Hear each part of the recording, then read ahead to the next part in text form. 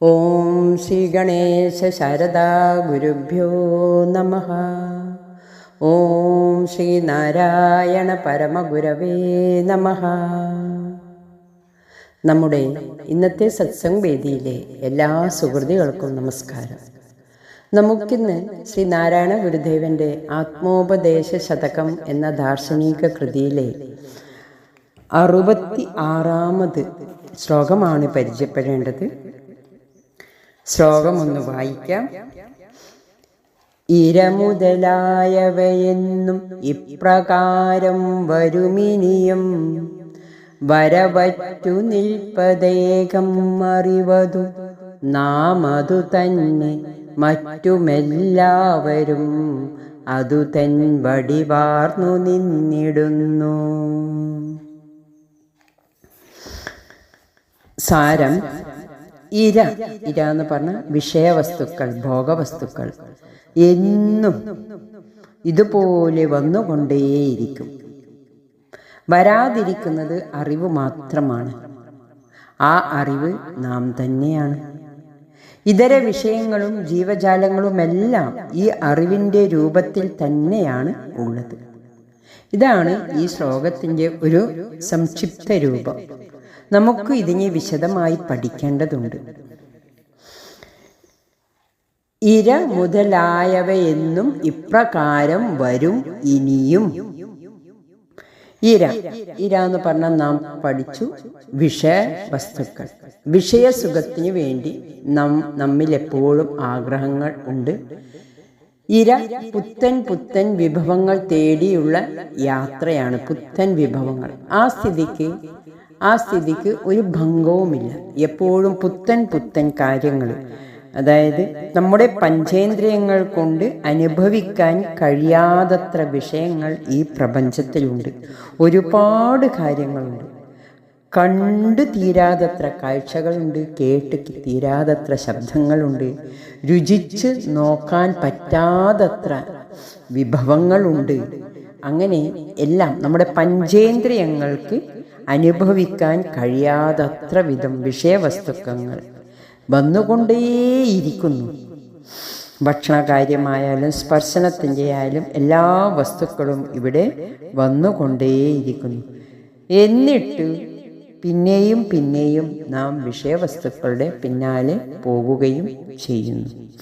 ഇതുപോലെ തന്നെ എല്ലാ ഇന്ദ്രിയങ്ങളും. ഈ സ്ഥിതിക്ക് ഒരു തടസ്സവുമില്ല. അനസ്യൂതം വിഷയങ്ങൾ വന്നുകൊണ്ടേയിരിക്കും. ഇര മുതലായവയെന്നും ഇപ്രകാരം വരുമിനിയും. ഇതിനിങ്ങനെ എപ്പോഴും ഇന്ദ്രിയങ്ങൾക്ക് വിഷയങ്ങൾ വന്നുകൊണ്ടേയിരിക്കും. അതിനനുസരിച്ച് ഇന്ദ്രിയങ്ങൾ ശക്തിപ്പെട്ടുകൊണ്ടേയിരിക്കുന്നു. ഈ സ്ഥിതിക്ക് ഒരിക്കലും ഒരു ഭംഗം വരുന്നില്ല.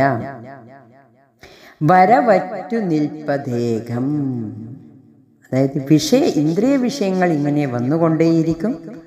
വരാതിരിക്കുന്നത് ഏകമായ അറിവാണ്. വരവറ്റു നിൽപ്പതേകം അറിവതു. ഏതാണ്? വരാതിരിക്കുന്നത് ഏകമായ അറിവാണ്.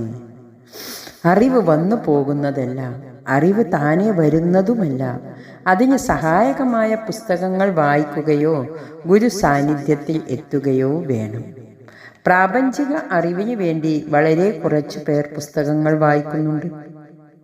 ഇര മുതലായ വിഷയങ്ങൾ വന്നുകൊണ്ടേയിരിക്കും. വരാതിരിക്കുന്നത് ഏകമായ അറിവാണ്. അതിന് പരിശ്രമിച്ചു കൊണ്ടേയിരിക്കണം. അറിവ് താനേ വരില്ല. അറിവിൻ്റെ ആദ്യപടി പുസ്തകങ്ങൾ വായിച്ചിരിക്കുക എന്നതാണ്. ധർമ്മം, ത്യാഗം എന്നിവയൊക്കെ അനുഷ്ഠിക്കുക. അറിവ് വേണമെങ്കിൽ പരിശ്രമിച്ചു കൊണ്ടേയിരിക്കണം. അടുത്തത് ഗുരു പറയുന്നത് അറിവതു നാമതു തന്നെ. അറിവ് മറ്റെല്ലാവരും അതു താൻ വടിവാർന്നു നിന്നിടുന്നു. ഇവിടെ ഗുരുവിനെ വെളിവാക്കുന്നൊരു ശ്ലോകമാണിത്. അറിവതു നാം തന്നെ, മറ്റുമെല്ലാവരും എന്ന് പറയുമ്പോൾ ഗുരു സ്വയം പരാമർശിക്കുകയാണ്. നാം ഗുരുവിൻ്റെ തപസ്സിന് ശേഷം മരുത്വാമലയിൽ നിന്ന് വന്നതിന് ശേഷമാണ് ഗുരു അവനവനെ നാം എന്ന് പറയുന്നത്.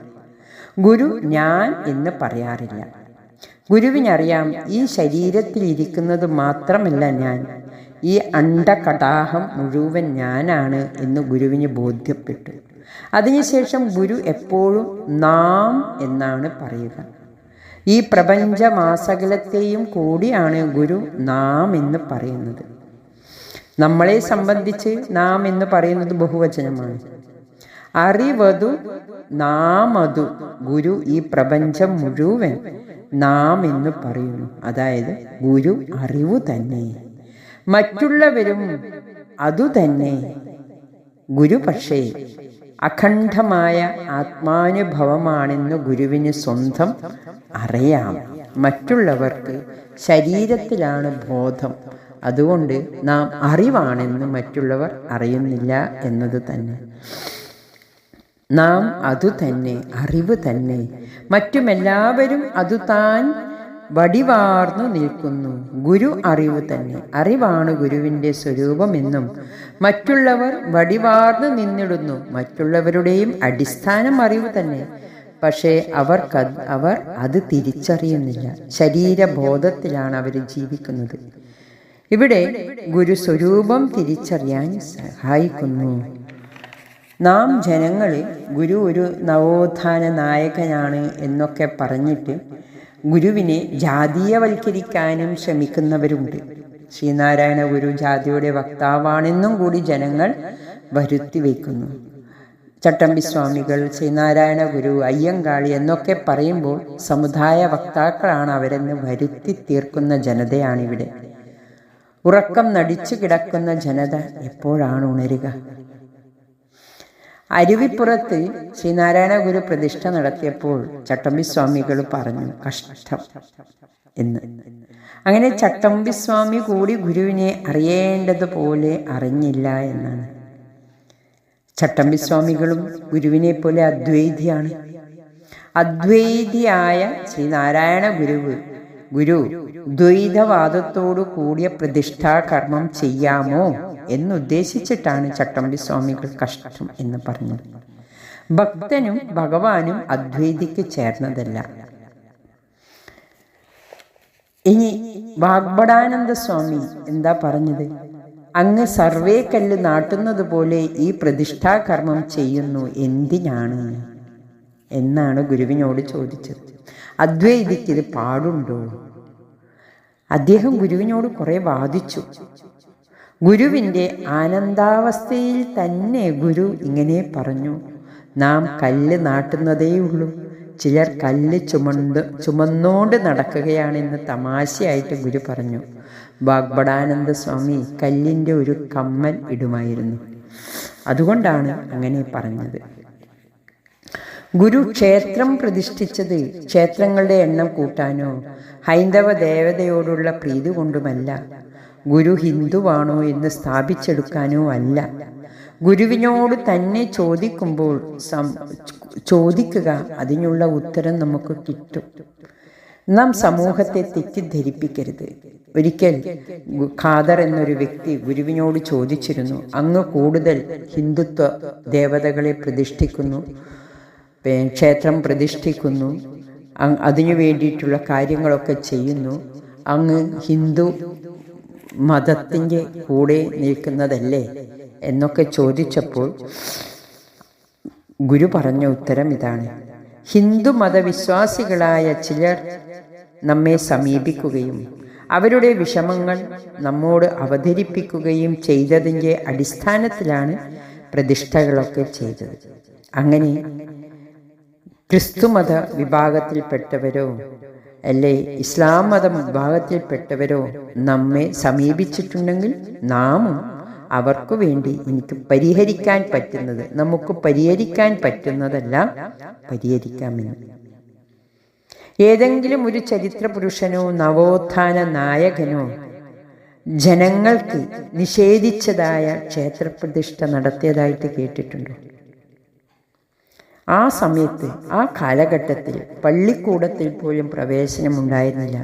പള്ളിക്കൂടത്തിൽ പ്രവേശിച്ചുകൂടെ, പള്ളിക്കൂടമുണ്ടാക്കാം എന്നാണ് ഗുരു പറഞ്ഞത്. എന്താണോ സാധാരണക്കാർക്ക് ആ കാലഘട്ടത്തിൽ നിഷേധിച്ചിരുന്നത് അത് ഗുരു സാധിപ്പിച്ചു കൊടുക്കുകയാണ് ചെയ്തത്. അത് ഗുരുവിൻ്റെ കർത്തവ്യമായി എടുത്ത് ചെയ്തു കൊടുത്തു എന്നേയുള്ളൂ. മനുഷ്യന്റെ സ്വാഭാവിക സ്വാതന്ത്ര്യത്തെ തടസ്സപ്പെടുത്തിയതുകൊണ്ട്, അന്നത്തെ ജാതി വ്യവസ്ഥ എന്ന സമ്പ്രദായത്തെ നശിപ്പിച്ചും കൊണ്ട് ഇന്നു കാണുന്ന പുതിയ സമൂഹത്തെ സൃഷ്ടിച്ചെടുത്തത് ശ്രീനാരായണ ഗുരുദേവനാണ്.